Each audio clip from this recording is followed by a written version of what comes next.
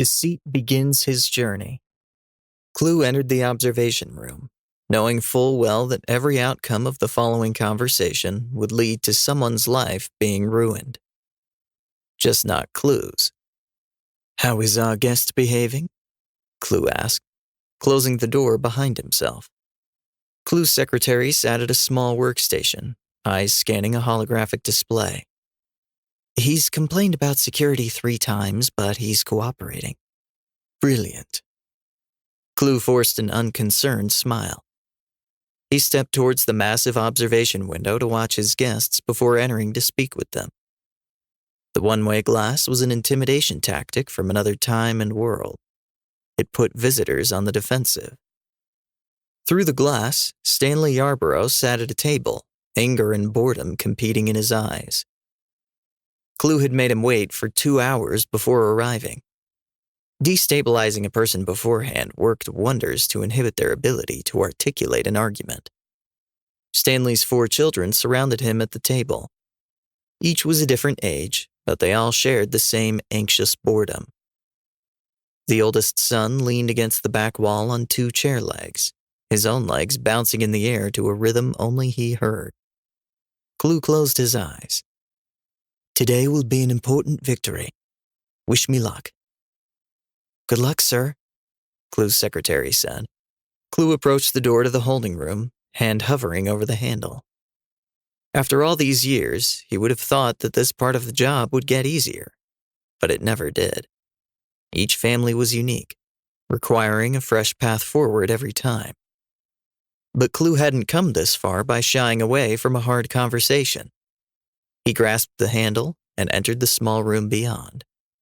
Wordless, he strode towards Stanley and sat across from him and his offspring. "Who the hell are you?" Stanley asked. He was bald, with a pale white face that still showed no signs of aging. In fact, his revived body looked just a few years older than his oldest son. "The name's Clew," Clew said, knowing well the perfect intonation and volume needed to project aloof confidence. Stanley leveled a glare at Clew through eyes that seemed not to have slept in a lifetime. "I came to see Hannah, not some tweaker in a pillowcase that's trying to look pious." Clew lowered his gaze and adjusted his sleeve. He projected disappointment to raise Stanley's confidence before delivering the first blow. "I'd love to accommodate your desire to see your ex-wife. I suppose she is in this new life. But Stanley, she doesn't want to see you." Clew's gaze locked with Stanley's. Stanley looked away, expression darkening. "Bring her to me and let her tell that to my face." Clew allowed his eyes to darken. "That is not going to happen. I'm sorry." Sincere regret was the best way forward. Useless placating with the excuse that such requests are hard to fulfill under such circumstances. Clew had seen this so many times before. A family in an unhappy marriage, before they could get divorced, they died. Then came revivals, offering a second chance at life for everyone. Both spouses switched out into new bodies, but for one, things had changed. One wanted to move on, but the other spouse refused, believing they had some sort of claim on the other's future. Stanley grunted, leaning forward. "You a lawyer?" Clew gave a blank and unreadable expression. "She's asked me to represent her." He looked away from Stanley to watch each of his children. "You switched your kids out as adolescents. Strange choice." Stanley appeared unfazed by the observation. "They died as kids." Clew cleared his throat, adjusting in his seat and feigning disinterest. "Car crash, wasn't it?" Stanley tensed. "I don't have to tell you shit. We died. End of story." Clew tilted his head as if Stanley's words weren't entirely true. Of course, they were, but Clew doubted that a construction worker would know enough of the law to dispute. "Hannah thinks you revived them at that age to manipulate her into returning to you." "That's not true." Stanley returned instant hostility. Clew held his expression. Stanley was on the defensive already. That didn't take long. "Truth is often subjective to the person experiencing it," he finished with a frustrating smile. Panic blossomed in Stanley's eyes. He would play his gambit soon. Hannah belongs with us. Clew suppressed his satisfaction. There it was. All Stanley's cards were on the table. She is not your property, Stanley. That's what you never understood. Is that what you're telling her? Stanley asked, relinquishing even more control over the conversation. You're feeding her delusions. Clew looked down. It was time to assume the moral high ground. You hit her. Stanley looked away. So you say. Clew shook his head, projecting despondence. Unfortunately for you, the truth, whatever it is, doesn't much matter. She doesn't want to be with you, and you will not force her. Stanley's breathing accelerated. His fists were clenched in a repeating fidget. Why are we here, then? My own wife hasn't talked to me since my switch out. And when I finally get a response, she sends you in her stead. She never intended to speak to you herself, Clew said. He was approaching his final move. Then why bring me out? Stanley asked.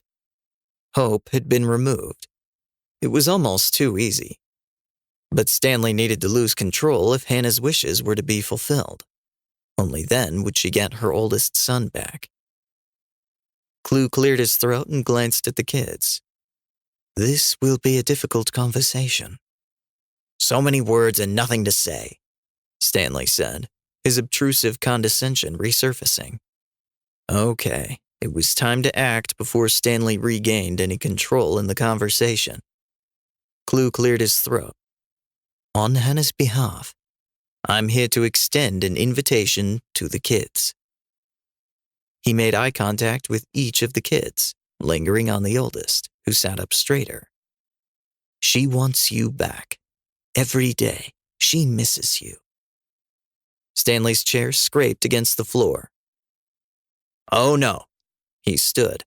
No. Kids, we're leaving. Your oldest is 18, Clew said, cutting the tension in the air. He can make that decision on his own.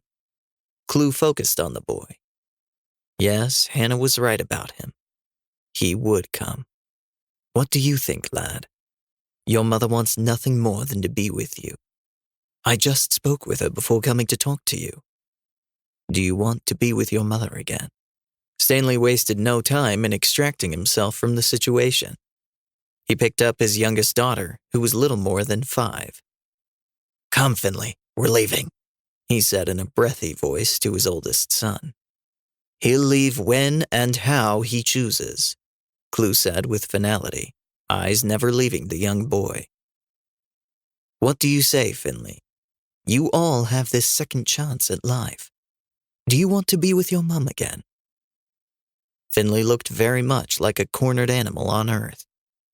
An impossible choice was before him. The weight of decision rested on his back.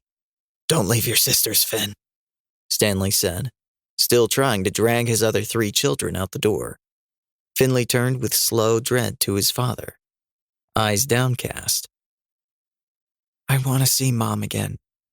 Maybe I can talk to her. Well, that was a slight complication. Your mum and dad aren't getting back together, lad. Know that before coming to see her. He gazed at Finley with sympathy. This was the situation, and the only way forward was for Finley to respect his parents' wishes. Finley nodded, placing a hand on the table. I understand, I think. I'd like to be with her. A sob escaped Stanley. Finn! Smothering dread poured over his face.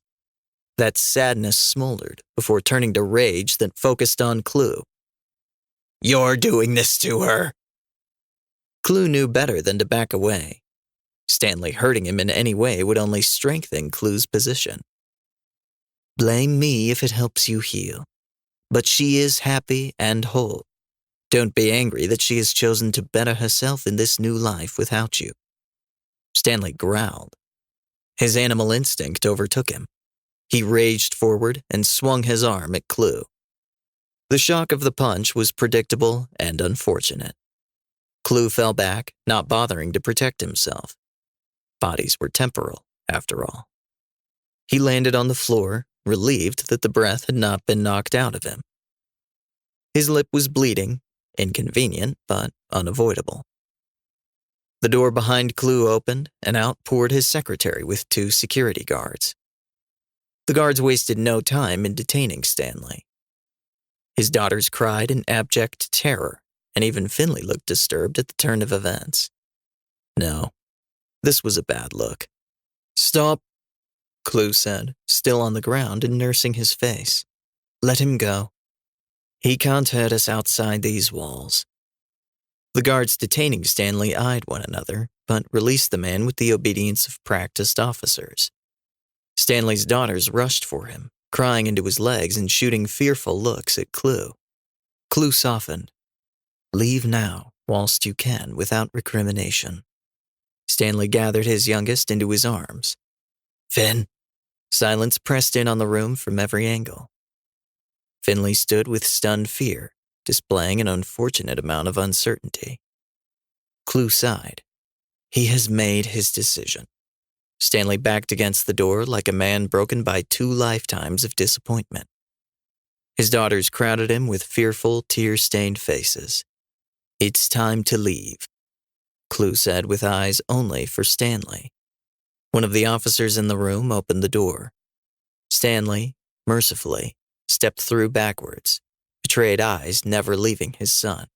The door closed. A knot of anxiety released in Clew's chest at Stanley's departure. Clew gave Finley an appreciative smile. "Help me up, would you?" He held up a hand for the boy. He rushed forward, extending his hand to pull Clew off the ground. "Thank you," Clew said, straightening his robes. "Come on, lad. Let's get you out of here." Finley, still seeming to wonder if he had made the correct choice in staying, followed. They exited to an expansive white granite hall. The door to the holding room locked behind them, causing Finley to jump. Clew's feet landed on the red carpet of the formal entryway. The casual display of wealth provided a certain level of longing for visitors. Allowing Finley to enter here was the obvious choice to instill total confidence from the outset. Clew turned to Finley, dabbing his bloodied lip with casual fingers. Finley returned a somber look to Clew. He walked with hunched shoulders and darting eyes. He had wavy black hair and seemed to have never lost that baby fat. With his clean hand, Clew reached out to grab Finley's shoulder. "You just made an incredibly brave decision. I want you to know that." "What about my sisters?" Finley asked. "When they're old enough like you, they will also be given a chance to join your mother," Clew said. "They will follow. Believe me." Finley nodded, saying nothing. Clew broke his face into sympathy. "Your mother will be proud of you." Tears forbidden to surface reddened Finley's eyes. "Can you take me to see her?" "Of course." Clew gave an understanding smile. "Follow me." Finley allowed Clew to lead him through the formal entryway, pure white sunlight shining through the halls. At the end was a double set of doors with gold leaf gleaming along the framework. Clew paused, turning once more to the boy. "Welcome to your new life, Finley.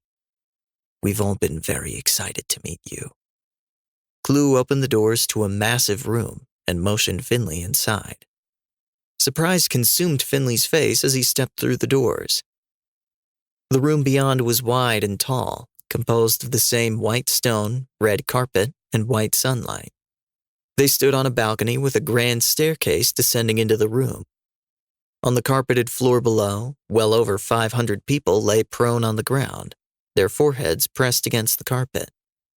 Tendrils of incense rose from small braziers scattered across the floor. Clew stepped into the room beside Finley. He gave Finley a kind smile before clearing his throat to address those in attendance. "My children, may I introduce to you Finley, Hannah's prodigal son, our newest initiate. Welcome." The 500 people, arranged in a grid, all sat upright on their knees. Welcome, Finley, they said in unison. Finley's mother, Hannah, was at the front of the congregation in tears. Clew motioned her to approach. This reunion was essential to strengthening them both. She stood, rushing up the stairs to embrace her son. Finley reciprocated as any good boy who missed his mother would. They broke apart, and Hannah bowed to Clew. "Thank you, Elder. Thank you." On the floor, the 500 onlookers were in tears. 10 others ascended the stairs. They adorned Finley with flowers and necklaces, each welcoming him in their own right. They expressed their warm feelings of acceptance, drowning out any possible hint of fear. The display had gone perfectly on all fronts. All who witnessed had been strengthened. Hannah's devotion was now absolute. Even so, Finley displayed an alarming level of concern at the turn of events. "I don't understand," he said. "Who are you?" Clew placed a comforting hand on Finley's shoulder. "Call me Elder, child. Here you will have no wants. Everything will be provided. Your home, at last."